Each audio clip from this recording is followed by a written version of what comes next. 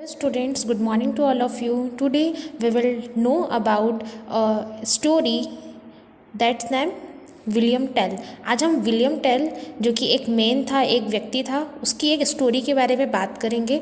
Story का नाम ही है विलियम टेल। अब उसकी क्या स्टोरी हम देखेंगे आज। First let's think. कुछ क्वेश्चंस होते हैं जो हम सोचते हैं, कुछ क्वेश्चंस होते हैं हम फाइंड करते हैं, कुछ क्वेश्चंस जिनके बारे में हम इमेजिन करते हैं।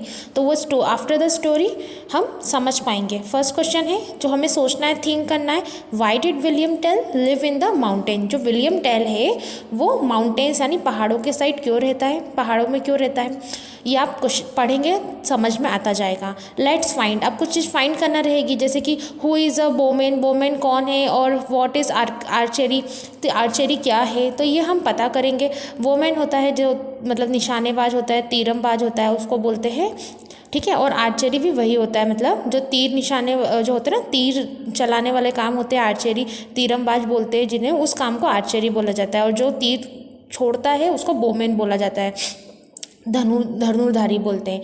Let's imagine. अब क्या इमेजिन करना है, how do the actions of William Tell shows that he was bold, fearless and freedom loving man. अब जो विलियम टेल है वो कैसे मतलब ऐसे एक्शंस शो करता है कि वो बोल्ड है, मतलब साहसी है, फियरलेस मीन्स वो किसी से भी नहीं डरता, और फ्रीडम लविंग मैन है, मतलब जिसे आज़ादी पसंद है। तो आप इमेजिन कर सकते हैं ये वाली बात। तो हम स्टोरी स्टार्ट करते हैं, विलियम टेल के बारे में जानते हैं कि स्टोरी में क्या दिया हुआ है। वीडियो को लास्ट तक देखना, आपको अच्छा समझ में आएगा। William Tell was a kind and gentleman. जो विलियम टेल है वो एक काइंड, दयालु और एक जेंटलमैन था।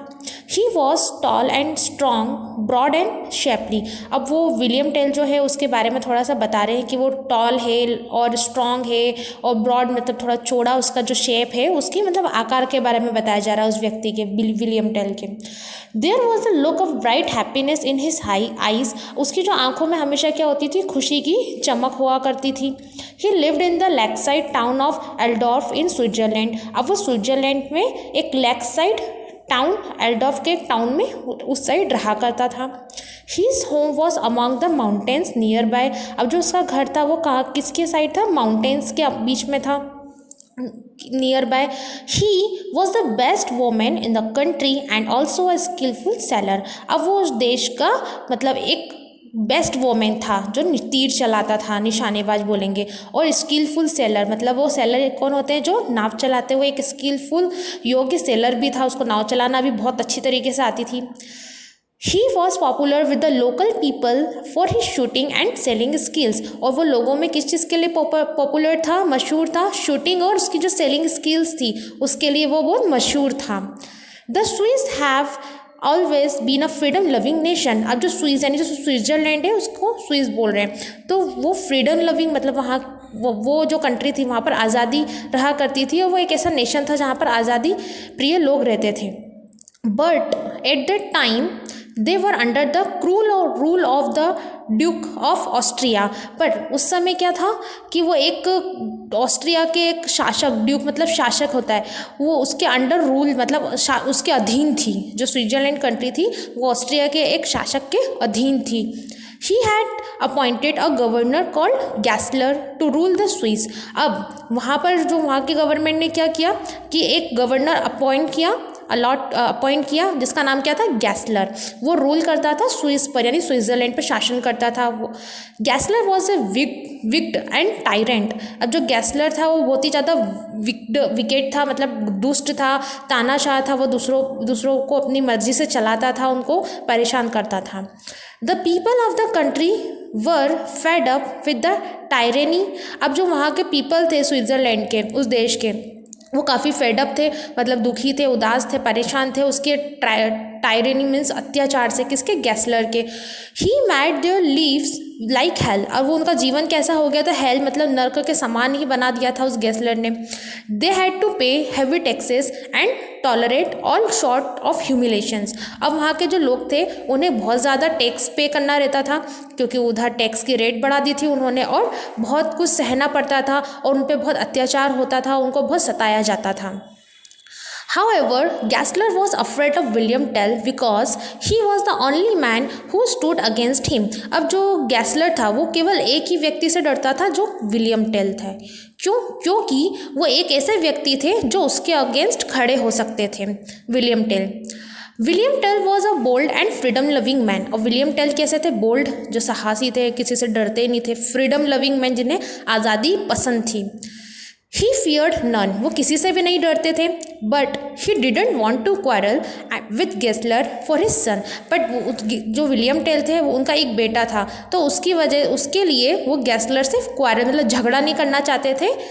तो ही लिव्ड इन द माउंटेन्स, इसीलिए वो माउंटेन यानी पहाड़ों में जाकर के रहते थे, क्योंकि वो झगड़ा नहीं करना चाहते थे अपने बेटे के लिए। उनका एक छोटा बेटा भी था। The hat of the duke of Austria was put up on a long pole in the market square. अब जो हैट मतलब जो एक हैट है, एक टोपी है, वो ऑस्ट्रिया के मतलब एक लॉन्ग पोल पे मार्केट स्क्वायर के साइड मतलब मार्केट में, बाजार में जैसे टांग दी गई थी। ठीक है। Everyone who passed by had to salute the hat, और जो भी उस हैड के पास से गुजरता उसे उसको सैल्यूट मतलब ऐसे सलामी दे करके निकलना पड़ता, जाना पड़ता। The soldiers stood by two make everybody बो ऑफ द ड्यूक्स हैट। अब जो थे सोल्जर्स वो वहीं पर खड़े रहते थे और देखते थे कि हर किसी को उस हैट को मतलब सैल्यूट करके, सर झुका करके वहाँ से जाना पड़ता था। वन डे, एक दिन William went to the market place with his son. एक दिन जो विलियम टेल थे वो अपने बेटे के साथ मार्केट प्लेस पर आए, बाजार में। He was surprise to see people bowing down before that hat. अब विलियम टेल ने देख करके सरप्राइज्ड हुए कि लोग उस हैट के सामने अपना सर झुका के क्यों जा रहे हैं। A soldier came to him and asked to go and bow down before the hat. अब सोल्जर्स आए और उन्होंने विलियम टेल को कहा कि वो भी अपना सर इस हैट के नीचे झुकाए, इसे सैल्यूट करें। देखते हैं, टर्न द पेज। ये देखिए विलियम टेल, ये उनका सन, और ये सोल्जर्स और ये ऑनलुकर्स मतलब दूसरे जो लोग देखने वाले हैं।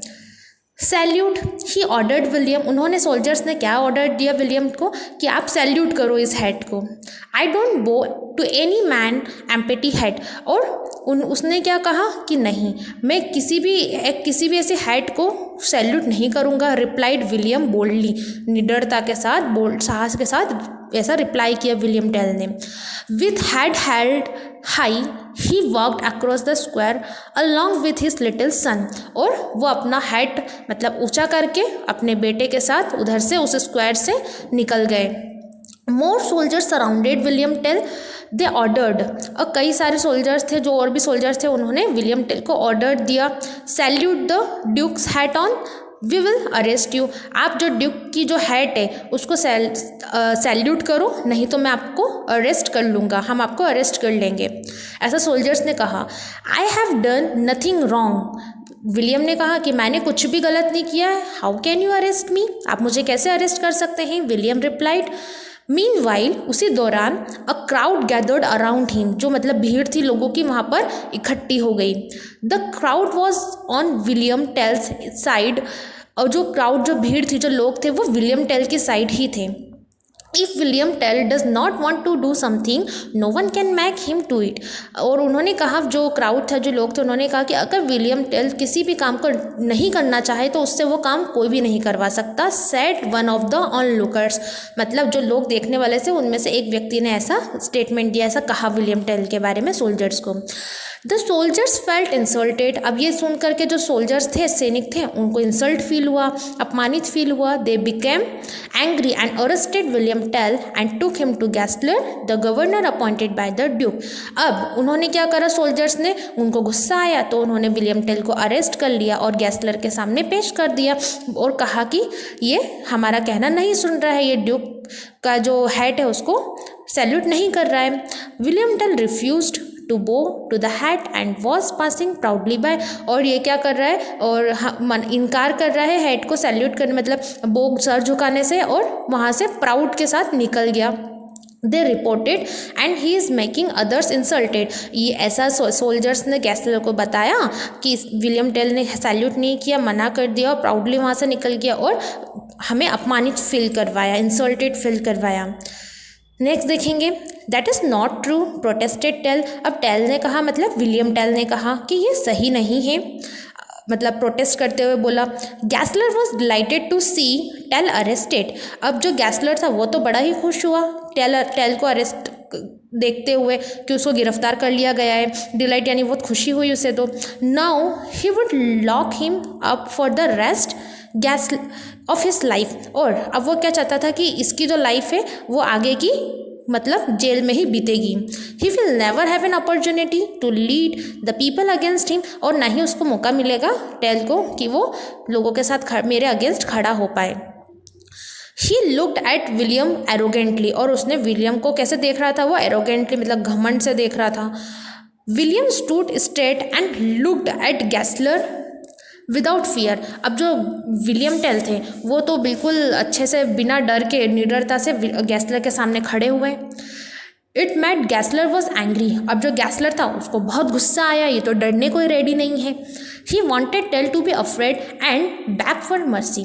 और वो क्या चाहता था गैसलर कि विलियम उससे डरे और उससे दया की भीख मांगे। मर्सी यानी दया। जस्ट दैन तभी Tell's young son came forward and took hold of his father's hand. और उसी वक्त क्या हुआ, जो विलियम टेल का जो बेटा था, सन था, छोटा बेटा, यंग सन यानी जो उसका छोटा सा बेटा था, वो आया और उसने अपने फादर का हैंड पकड़ लिया। Gessler thought a wicked plan to punish Tell. अब गैसलर था, उसके दिमाग में एक विकेट प्लान आया कि वो मतलब एक दुष्ट शैतानी दिमाग चलता है ना जिसको बोलते हैं, उसके दिमाग में एक प्लान आया कि हम विलियम को इस टाइप से पनिश कर सकते हैं। कैसे? ही कॉट द बॉयज़ आर्म। तो उसने क्या करा, गैसलर ने उस छोटे बच्चे की आर्म यानी बाह को पकड़ा। Please do not harm my son, he is innocent said Tell. तो विलियम टेल ने क्या कहा कि प्लीज़ मेरे बेटे को नुकसान मत पहुंचाना, वो बहुत इनोसेंट है यानी मासूम है। I will do no harm to him. तो गैसलर ने कहा हाँ मैं उसे कोई नुकसान नहीं पहुंचाऊंगा। Said Gessler with a cruel laugh, मतलब क्रूरता से हंसते हुए ऐसा वो बोला। If someone harm him it will be you. अगर कोई उसे नुकसान पहुंचाएगा तो वो हो तुम, ऐसा गैसलर ने कहा विलियम टेल को। He ordered the soldiers to tie the boy to a tree at some distance. तो उसने गैसलर ने अपने सोल्जर्स को क्या ऑर्डर दिया कि जाओ उस बॉय को ट्री, थोड़ी ही दूर पे जो ट्री है वहाँ पर जाके बांध दो, tie. An apple was placed on his head. और जो एप्पल है वो उसके सर पर रख दो। ये देख रहे हैं आप। Tell loved his. और I have heard that you are a very skilful women. और क्या बोला गैसलर ने विलियम टेल को कि मैंने सुना है कि तुम बहुत ही मतलब योग्य और कुशल क्या हो, वोमेन हो, तीरंबाज हो। I want to test your skill. मैं तुम्हारी जो स्किल्स है, तुम्हारी जो योग्यता है, तुम्हारी जो कला है, मैं उसे टेस्ट करना चाहता हूँ। If you can cut this apple into 2 pieces from a distance of 200 paces I will spare your life, Gessler said laughingly. और गैसलर ने क्या कहा विलियम टेल से, अगर तुम 200 पेस मतलब इतनी दूरी से आप उस एप्पल को 2 पीस में कट कर दोगे, 2 भागों में, तो मैं तुम्हारा जीवन छोड़ दूंगा, मतलब तुम्हें छोड़ दूंगा। और वो मतलब जोर जोर से हंसने लगा, laughingly, Gessler. Tell loved his son more than his own life. अब जो विलियम टेल था वो अपने बेटे से अपनी जान से भी ज़्यादा प्यार करता था। How could I take such a chance which might kill my own son. तो वो कैसे ऐसा चांस ले सकता था कि वो अपने बेटे को मरने दे। Would it not be better to spend the rest of my life in prison than to risk the life of my son? thought he। और विलियम टेल ने सोचा कि मैं ये बेटर होता कि मैं अपनी लाइफ उस जेल में काट दूँ, अपने बेटे की लाइफ रिस्क में डालने से अच्छा, ऐसा उसके मन में विचार आया विलियम टेल के। Gessler was smiling with glee when he saw William sad face. अब जो गैसलर था विलियम का सैड फेस देख के बहुत ही स्माइल हुआ और उसे बहुत खुशी हुई। I don't want to shoot, let me die. और विलियम ने कहा कि मैं शूट नहीं करना चाहता, मुझे तुम मार दो। Said Tell but we will break the boy's neck first. सबसे पहले मैं तुम्हारे बेटे की क्या करूँगा, नेक काटूंगा। सेड द क्रूअल टायरेंट, मतलब उस गैसलर ने बोला ऐसा। And you will see your son die right in front of your eyes. और तुम अपने बेटे को अपने आंखों के सामने मरता हुआ देखोगे, ऐसा गैसलर ने कहा विलियम टेल को। टर्न द पेज, नेक्स्ट है। Tell's eyes flashed with anger. अब टेल को बहुत गुस्सा आया और उसकी आंखों में बहुत ज़्यादा गुस्सा था। गिव मी द बो, उसने कहा टेल ने कि लाओ मुझे दो, क्या दो, जो तीर होते हैं वो। He said, then he took out 2 arrows from his quiver and stuck one in his belt, और उसने क्या करा, 2 एरो निकाले, मतलब 2 तीर निकाले तरकश, क्वीवर मीन्स तरकश में से, और एक तो उसने बेल्ट में स्टक कर लिया, मतलब एक तीर जो था, एक एरो उसने अपनी बेल्ट में अटकाया। He bowed his head and stood for a moment in prayer, और उसने अपना जो मतलब स्टैंडिंग पोजीशन था वो ठीक से खड़ा हुआ, अपना सर झुकाया और प्रेयर के मोमेंट में खड़ा हुआ, मतलब वो प्रेयर कर रहा था कि हाँ बस मेरा तीर सही से लग जाए और मेरे बेटे की जान बच जाए। He then raised his head and took aim, फिर उसने अपना सर उठाया और अपने निशाने पर, अपने उद्देश्य पर लग गया। The onlookers held their breath, और जो देखने वाले जो onlookers थे उनकी सांसें क्या हो गई, थम गई।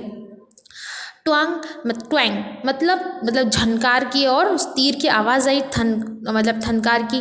The arrow shoot for what split the Apple into 2 pieces and buried itself deep in the tree, और जो एरो आगे की साइड गया और जो एप्पल था वो 2 pieces में कट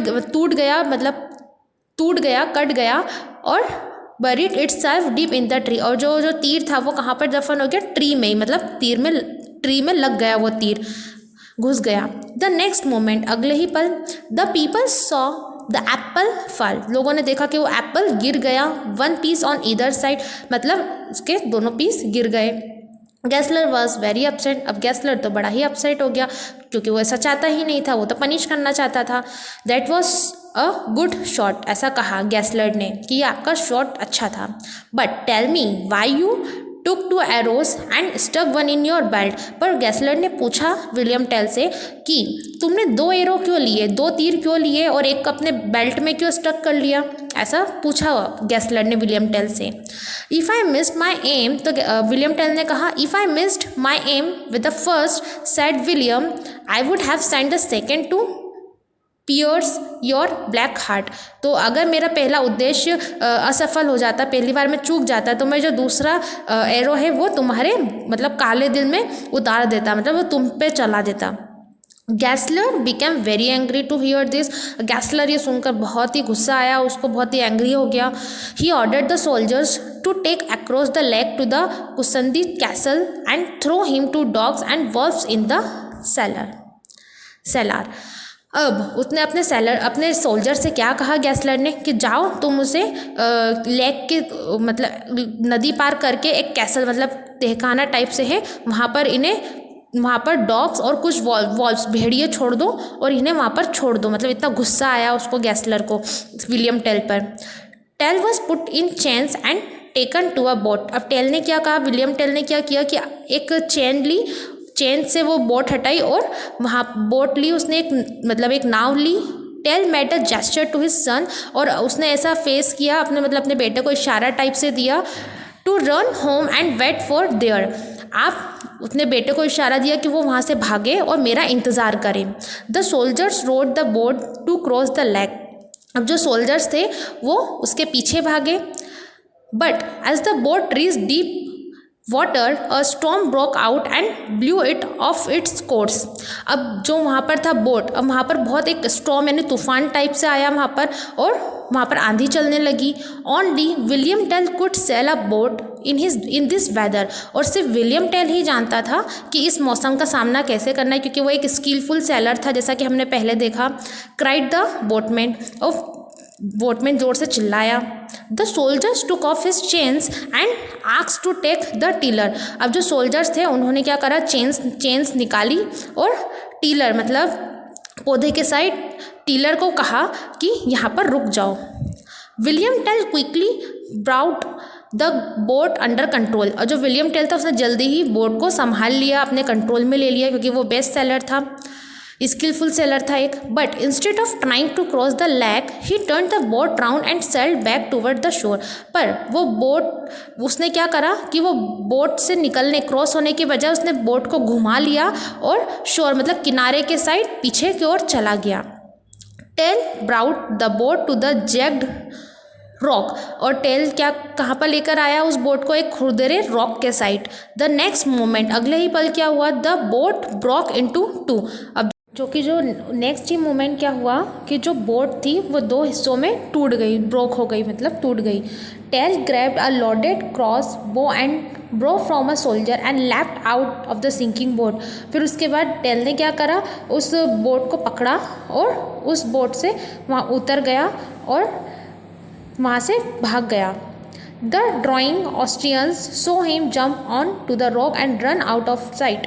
और जो ड्राइंग मतलब जो ऑस्ट्रियंस थे वहाँ के जो लोग खड़े हुए थे, उन्होंने रॉक को वहाँ पर मतलब टेल को वहाँ जंप करके और भागते हुए देखा। The Tell hid himself by the road side and waited. अब जो टेल था वो अब उसने अपने आप को छुपाया रोड साइड और इंतज़ार करने लगा। आफ्टर सम टाइम, कुछ टाइम बाद, गैसलर कैम दैट वे। जो गैसलर था उस रास्ते पर आया, heading on his horse in search for Tell. किसको ढूंढने, सर्च करने, टेल को, विलियम टेल को सर्च कर रहे हैं, ढूंढने के लिए उस रास्ते पर आया। Tell who was waiting for him bent his bow and let fly the arrow. अब टेल ने क्या किया, जो कि उसका इंतज़ार कर रहा था गैसलर का, वहाँ पर अपना जो हेड खुद झुका और एक एरो आसमान में उसने फ्लाई किया, मतलब एक तीर छोड़ा। Gessler dropped dead from his horse. तब जो गैसलर था वो अपने घोड़े से गिरा, मतलब वो तीर उसे लगा, वो अपने घोड़े से गिरा और मर गया। Then William Tell made the peasants rise against the Austrians. Then उसके बाद क्या हुआ, जो विलियम टेल था उन्होंने किसानों को ऑस्ट्रियंस के अगेंस्ट खड़ा किया। They defeated their oppressors and drop them out of their country. और उन्होंने, विलियम टेल ने जो पीसेंट्स हैं उनको ऑस्ट्रियंस के अगेंस्ट खड़ा किया, और जो उनका जो ऑपरेसर्स थे, जो उनको उत्पीड़क बोलेंगे, जो उन्हें तंग कर रहे थे, परेशान कर रहे थे, उनको उस कंट्री से बाहर भगा दिया। Once again the Swiss nation was free. और लास्ट में क्या हुआ, जो स्विस यानी स्विट्ज़रलैंड जो नेशन था, राष्ट्र था, वो फ्री हो गया, मतलब उसे फ्रीडम मिल गई, आज़ादी मिल गई। किससे, ऑस्ट्रियंस से। ठीक है, तो ये एक स्टोरी थी जिससे हमें समझने की ज़रूरत है। विलियम टेल से हमने ये सीख ली कि अगर हम अपनी सूझबूझ का, समझ का, इंटेलिजेंसी का यूज़ करें, हिम्मत रखें और जो चाहते हैं उसको पेशेंस के साथ करें, समझदारी के साथ, तो हम किसी भी चीज़ से लड़ सकते हैं और अपने आप को उनसे आज़ाद करवा सकते हैं। सो होपफुली कि आपको ये वीडियो समझ में आया होगा। Thank you so much.